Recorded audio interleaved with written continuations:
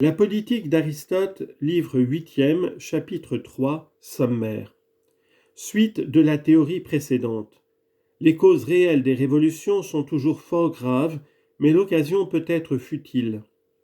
L'égalité même des partis amène souvent des révolutions. Procédé ordinaire des révolutionnaires. Les objets réels des révolutions sont toujours très importants, bien que l'occasion en puisse être futile. On n'a jamais recours à une révolution que pour des motifs sérieux. Les plus petites choses, quand elles touchent les maîtres de l'État, sont peut-être celles qui ont la plus haute gravité. On peut voir ce qui arriva jadis à Syracuse. La Constitution fut changée pour une querelle d'amour qui poussa deux jeunes gens en place à l'insurrection. L'un d'eux fit un voyage, l'autre, durant son absence, sut gagner l'affection du jeune homme que son collègue aimait. À son retour, celui-ci, pour se venger, parvint à séduire la femme de son rival, et tous deux, engageant dans leur querelle les membres du gouvernement, causèrent une sédition. Il faut donc, dès l'origine, veiller avec soin sur ces sortes de querelles particulières et les apaiser dès qu'elles s'élèvent entre les principaux et les plus puissants de l'État. Tout le mal est au début, car le proverbe est bien sage quand il dit « chose commencée est à demi faite ». Aussi en toute chose, la faute la plus légère, quand elle est à la base, reparaît proportionnellement dans toutes les autres parties. En général, les divisions qui éclatent entre les principaux citoyens s'étendent à l'État entier, qui finit bientôt par y prendre part. Estier nous en fournit un exemple, peu après la guerre médique. Deux frères se disputaient l'héritage paternel. Le plus pauvre prétendait que son frère avait caché l'argent et le trésor trouvé par son père. Ils engagèrent dans leur dispute, celui-ci tous les gens du peuple, celui-là, dont la fortune était considérable, tous les gens riches de la cité. À Delphes, une querelle à l'occasion d'un mariage causa les troubles qui durèrent si longtemps. Un citoyen, en se rendant près de sa future épouse, eut un présage sinistre et refusa de prendre la fiancée en mariage. Les parents, blessés de son refus, cachèrent dans son bagage quelques objets sacrés pendant qu'il faisait un sacrifice et ensuite le mirent à mort comme sacrilège.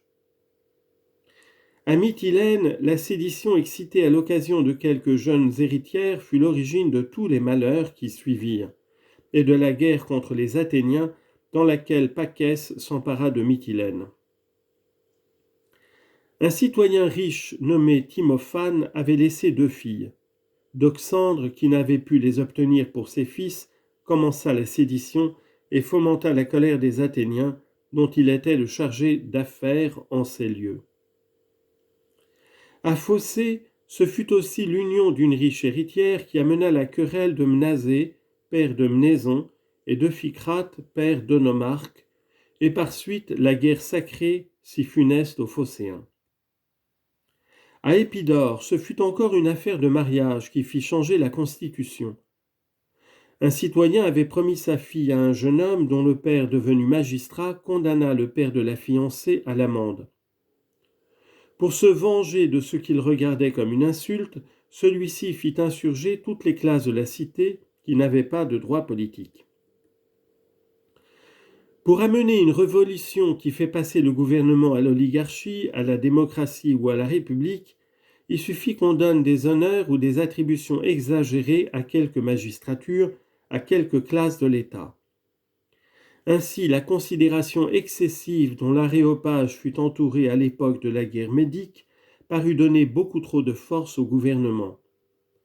Et dans un autre sens, quand la flotte, dont les équipages étaient composés de gens du peuple, eut remporté la victoire de Salamine et conquis pour Athènes le commandement de la Grèce, avec la prépondérance maritime, la démocratie ne manqua pas de reprendre tous ses avantages. À Argos, les principaux citoyens, tout glorieux de leur triomphe de Mantinée contre les Lacédémoniens, voulurent en profiter pour renverser la démocratie. À Syracuse, le peuple qui avait seul remporté la victoire sur les Athéniens substitua la démocratie à la République. À Chalcis, le peuple s'empara du pouvoir, aussitôt après avoir tué le tyran Phoxus en même temps que les notables. À Ambracie, le peuple chassa également le tyran Périandre avec les conjurés qui respiraient contre lui et s'investit lui-même de tout le pouvoir.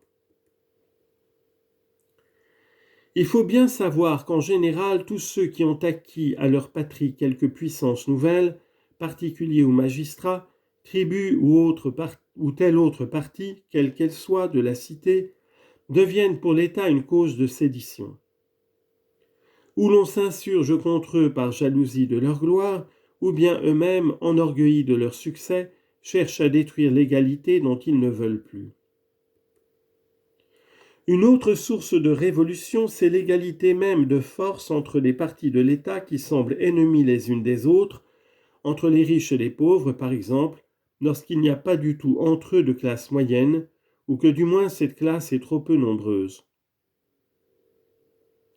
Mais du moment qu'une des deux parties a une supériorité incontestable et parfaitement évidente, l'autre se garde d'affronter inutilement le danger de la lutte. Et voilà pourquoi les citoyens distingués par leur mérite n'excitent jamais, pour ainsi dire, de sédition. Ils sont toujours dans une excessive minorité relativement à la masse. Telles sont en général toutes les causes à peu près et toutes les circonstances de désordre et de révolution dans les divers systèmes de gouvernement. Les révolutions procèdent tantôt par la violence, tantôt par la ruse. La violence peut agir tout d'abord et à l'improviste, ou bien l'oppression ne peut venir que longtemps après, car la ruse peut agir aussi de deux façons. D'abord par des promesses mensongères. Elle fait consentir le peuple à la révolution et n'a recours que plus tard à la force pour la maintenir contre sa résistance. À Athènes, les 400 trompèrent le peuple en lui persuadant que le grand roi fournirait à l'État les moyens de continuer la guerre contre Sparte, et cette fraude leur ayant réussi, ils essayèrent de garder le pouvoir à leur profit.